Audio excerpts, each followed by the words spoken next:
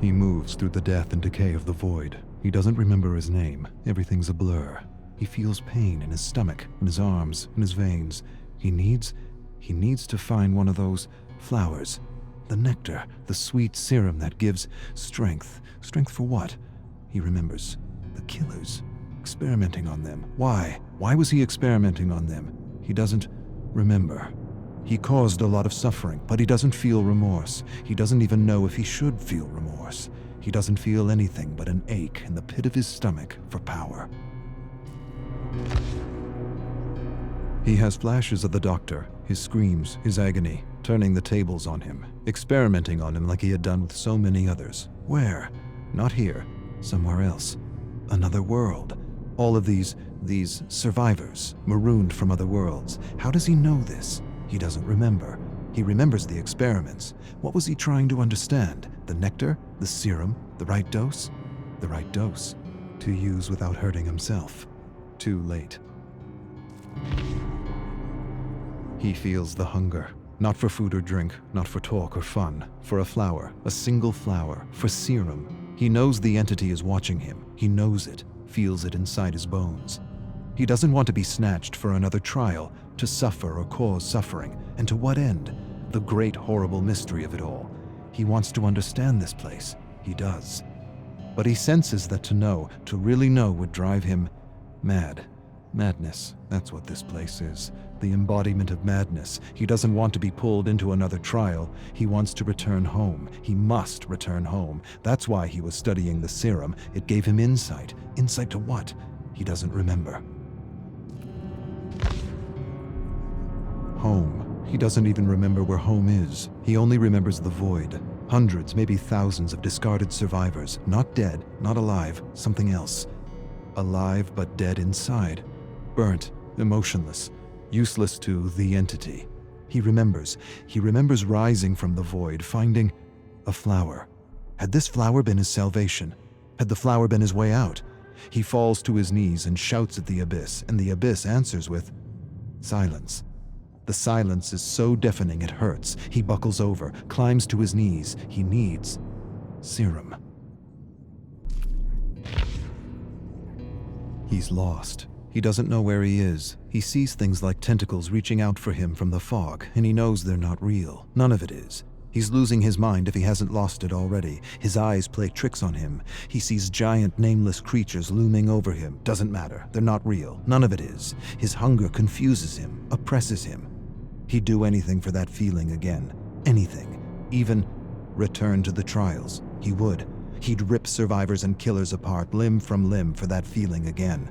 He begins to mumble words, a promise. One flower, and I will do anything.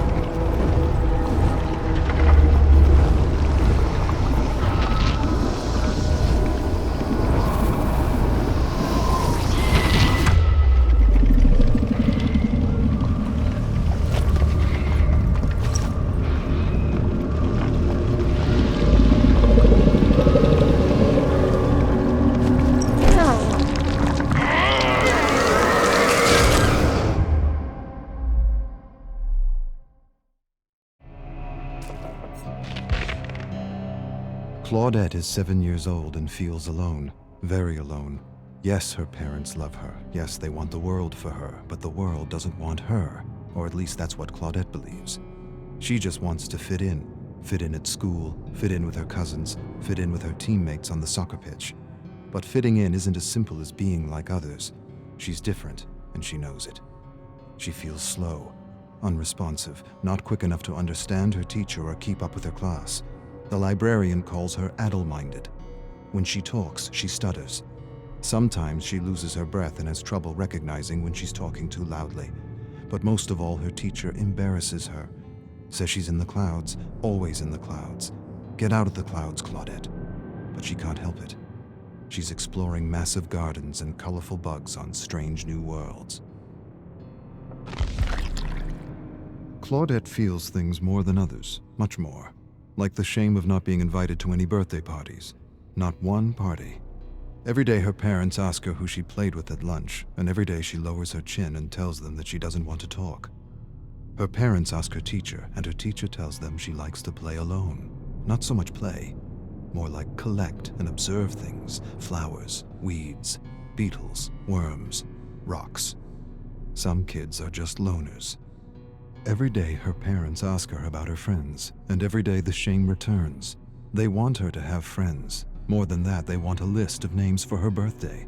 But she doesn't have a list of names. She doesn't even have one name. Claudette observes a beetle while her classmates chase one another around the playground. She wants to play, but no one wants to be around her. She doesn't want to think about it. Thinking about it hurts. Thinking about it reminds her she will disappoint her mother again. Her mother just wants her to have a friend, but making a friend isn't easy, not for Claudette. And she wishes more than anything that it was as easy for her as it was for others. She wishes she had a friend to make her parents worry less. Maybe they would even be proud. Maybe she should give up her passion for bugs and flowers. Maybe that would help. Maybe then she would be like other kids. But the need to explore and collect is strong. It is not beyond her. It is her. Claudette loves to collect things, and she knows this is why many call her weird. Her father tells her she's perfect the way she is. He tells her a man named Darwin used to collect bugs and plants too. He had a big imagination like her. He often mused on ideas and theories, and boy did he come up with a whopper of a theory. He explains the theory, and she understands. Her father has a way of taking complicated ideas and making them easy to understand. Darwin. Claudette likes the name. She smiles, stares at her favorite blue and green beetle, and names him Darwin. Claudette's mom is crying. She's upset because Claudette is having trouble in school. Her grades are lower than they've ever been. She doesn't understand what she's doing wrong as a parent. Her dad says she's doing nothing wrong. He says Claudette's wired differently, and that's okay. Her mom doesn't want her to collect plants and bugs anymore. Her dad says that's the best part of her, and he doesn't need a child who fits some bell curve. More than this, he defends her. He tells her mother that the greatest treasures gifted to the world were from those who didn't conform, who weren't normal, who didn't fit some outdated bell curve. Tolstoy, Tesla, Einstein, Shakespeare. Her mother doesn't care. A sudden cry escapes her lips. I don't want her to repeat the year.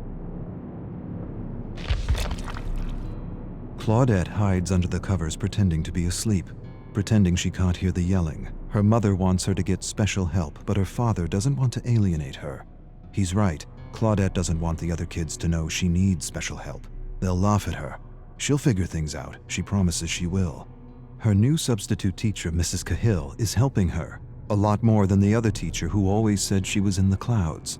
Her father says stress is the worst thing for a child's developing brain. Leave her be. Let her grow at her own pace. Stress shrinks the brain, destroys confidence, kills creativity. He doesn't want her studying at lunchtime. Lunchtime is for real growth, authentic growth. Growth unhindered by the pressure of tests and the fear of making mistakes.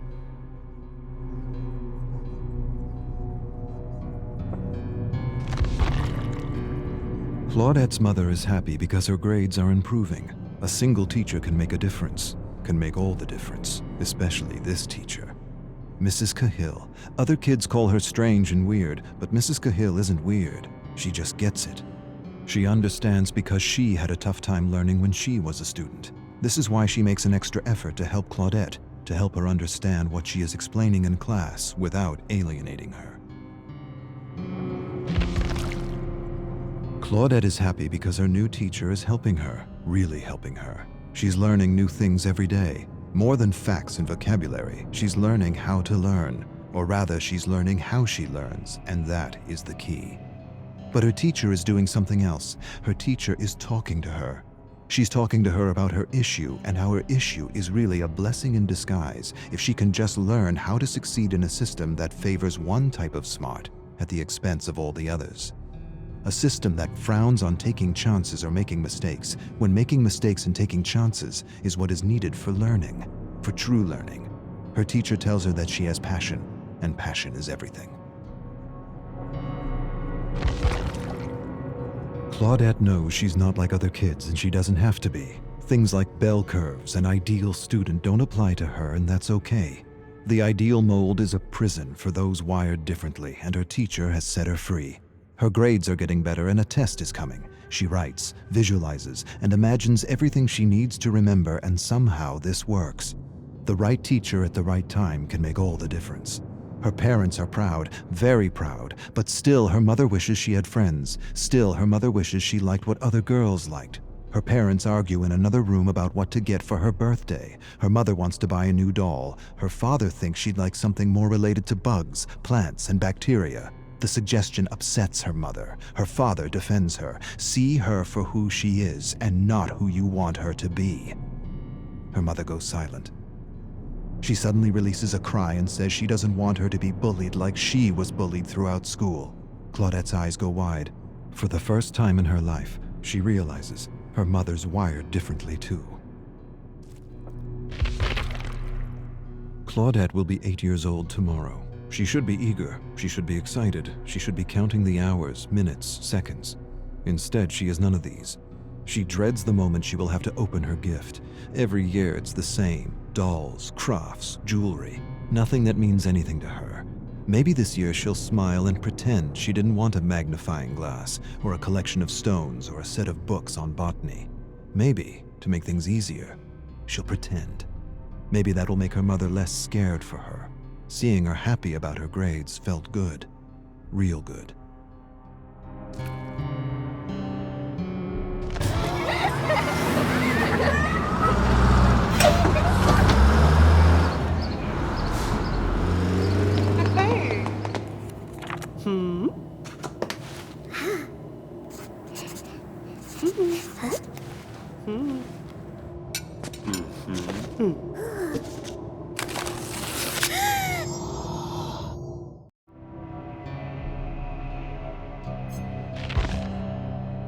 Evan is 14 years old, and he knows something his father doesn't. The thought thrills him, amazes him, scares him. There is something his father doesn't know, something the owner of one of the most profitable mines in all of Seattle doesn't know. His father manages his workers with an iron fist. No, not an iron fist, brass knuckles. He calls them maggots, groveling maggots. He's about to discover he's wrong. They're more than maggots, much more. They're men. And men working together can bring change. One of these men is inspiring others to take their lives back. If they can stand together, maybe, just maybe, they can bring in the union. With the union, they'll have rights. More than rights, they'll have dignity, freedom, time to spend with their friends, time to spend with their family, time to be human. Evan knows something his father doesn't know, and he feels empowered. Evan's father thrusts him to the ground, calls him weak, tells him he's got to stop being so nice to the maggots, stop talking to them, stop helping them, keep them in line, break them, let them know who's boss. If you give them an inch, they'll take a yard. They're just using you. Evan knows better than to say anything. His father punched and broke his jaw last year when he showed weakness. This year, he'd rather not sip dinner through a straw. This year, he holds back, bites his tongue. He wants to tell his father about the union, but doesn't. He feels ashamed, torn between his loyalty for his father and his friends. Bob, Tom, Jim, they deserve more. Evan enjoys creating something from nothing. He's not an artist, but he enjoys sketching, and he hides his sketches from his father. His father forbids sketching. Sketching is for weaklings, vagabonds, gypsies. He wants Evan to do worthy things. He drags Evan to his most profitable mine. He teaches him how to manage maggots. He's hands-on, very hands-on, abusive, violent, brutal. The key is to break them, break their will, break their spirit. Once broken, a human is a tool that can be wielded to do anything. Broken. It's what he did to his mother. It's what he's doing to him. But Evan still sketches. Sketching is defiance. Evan watches his father yell at one of his workers. He's sick, he wants to leave, but he's not allowed. He leaves, he loses his job. Evan feels for the man, wishes he could do something for him. He wants to tell him things are going to change. The union is coming. The union is coming, and with it a good wage and fair working hours. But the man's lungs are black and his stomach is rot. Too much stress, too much acid, not enough sleep. He collapses. His father doesn't care, kicks him in the gut. Tells Evan to drag him out of the mine. Evan drags him out. For a moment, he feels disgusted at the man's weakness and wants to put this maggot out of its misery.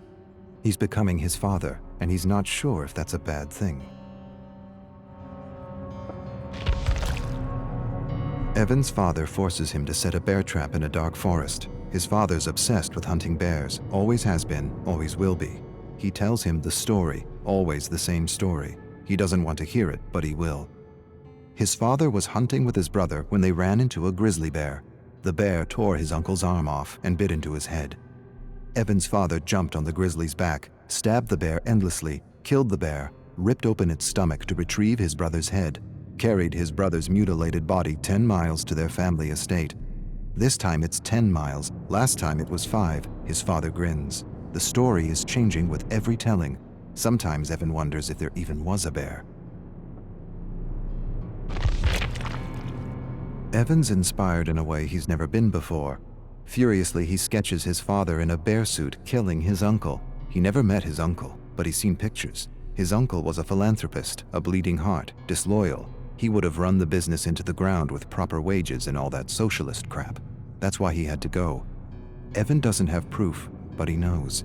Deep down he knows his father murdered his uncle, tied him up, left him for a bear. There was no knife, no fight, no honor, just a terrible death for a disloyal worm. Evan suspects all this, and yet he doesn't feel disgusted or ashamed. He feels something else, something he's trying not to feel, something he won't admit to himself. Evan looms over his father's bed and watches him sleep. He hates and loves him at the same time. Sometimes he wonders what his life would be like without him. He owes him so much, and yet he's miserable and alone. He raises a massive gray stone and holds it there for a long minute that feels like forever. He could be free, truly free. But he can't, not like this. He could free himself in other ways. Accidents happen, hunting accidents, mining accidents. He could lure him into the bowels of the mine and ignite a stick of dynamite. No way he'd survive. But despite it all, Evan can't do it. His love is bigger than his hate. He owes him too much.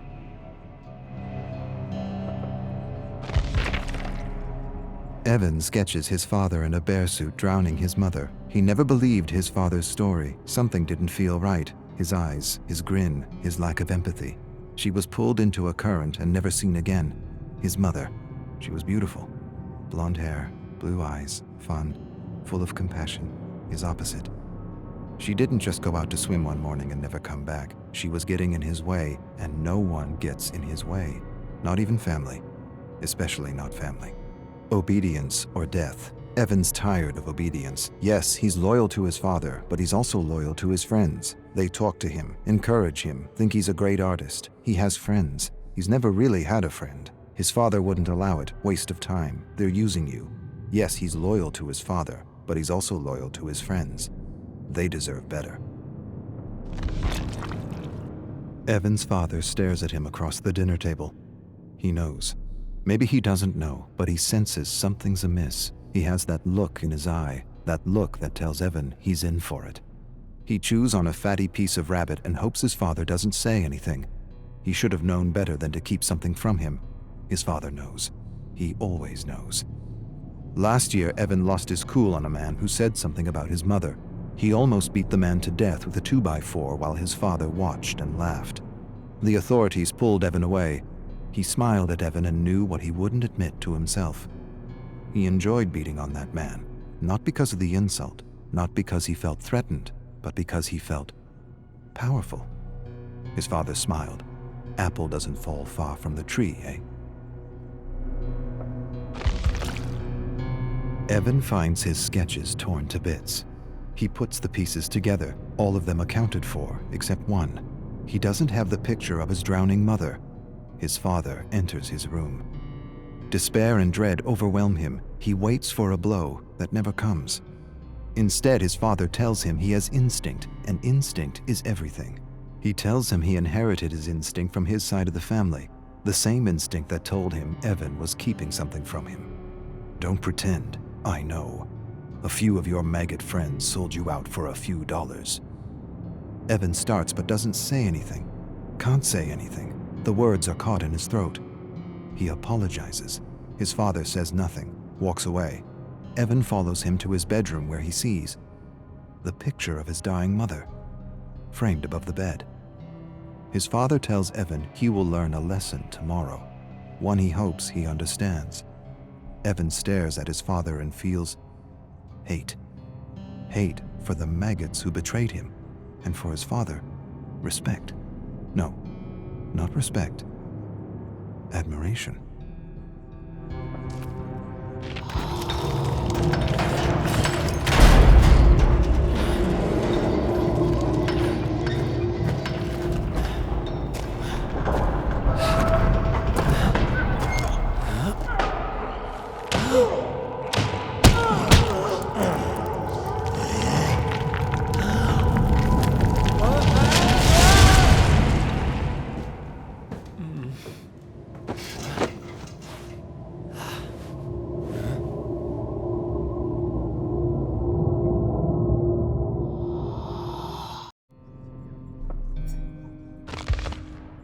Arcus 1.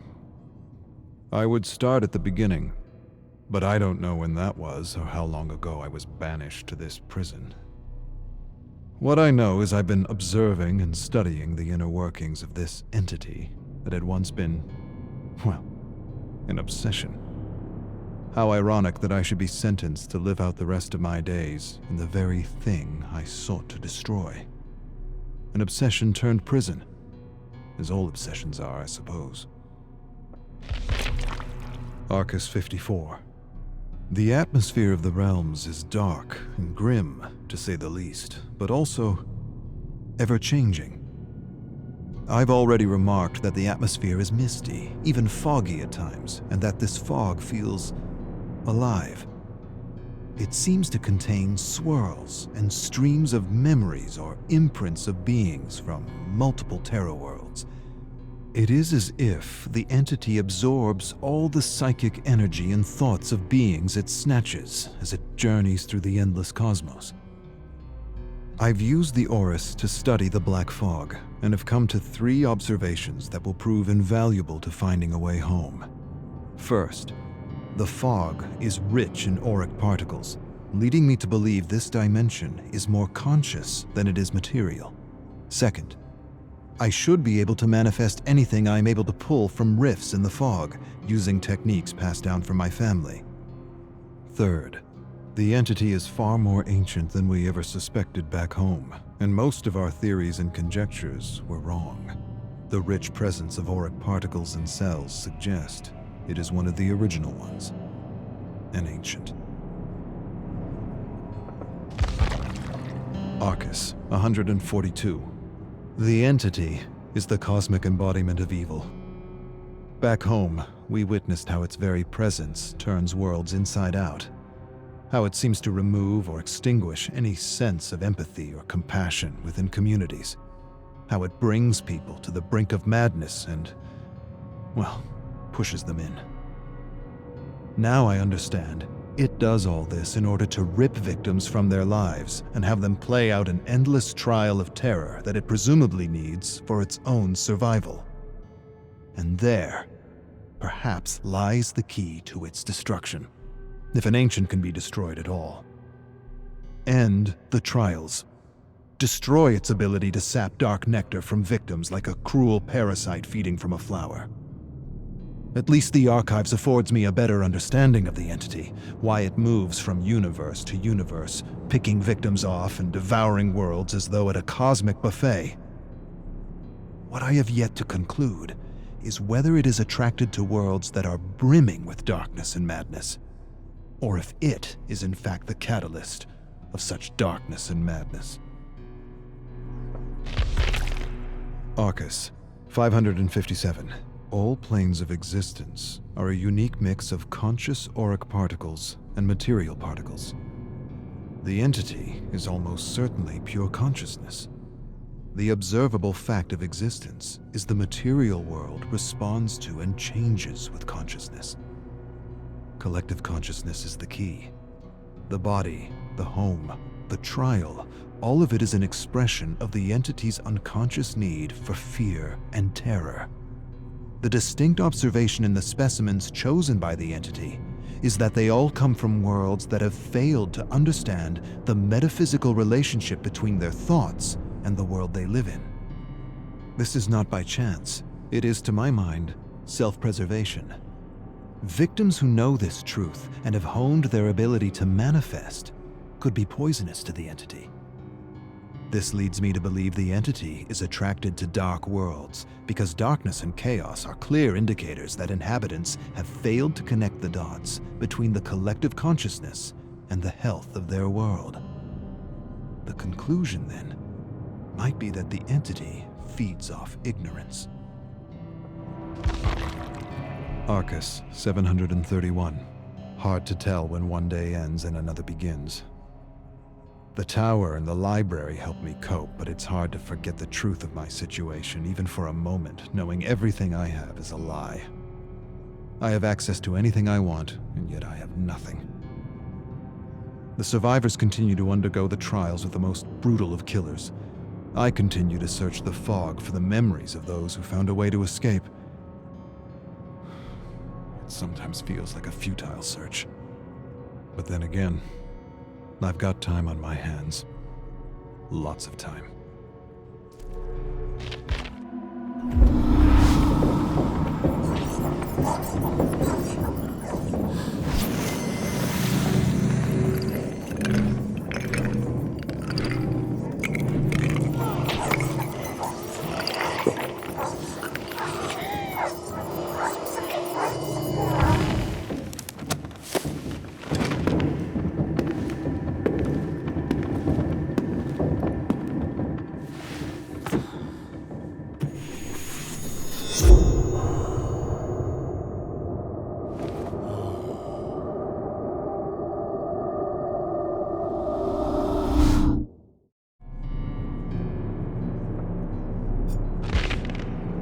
Arcus, 1513.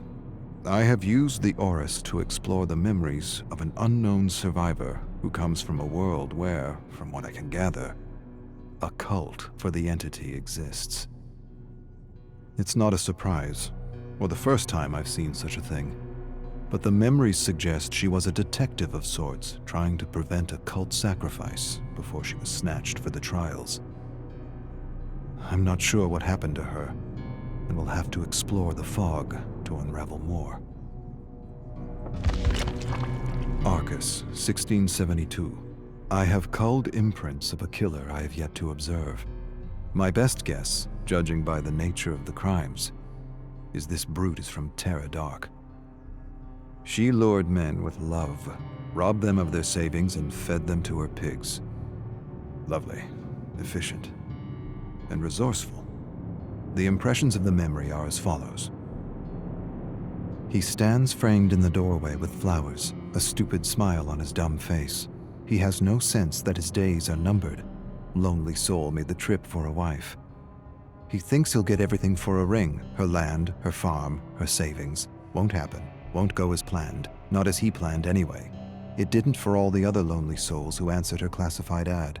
She peers at his eyes and thrills at his ignorance.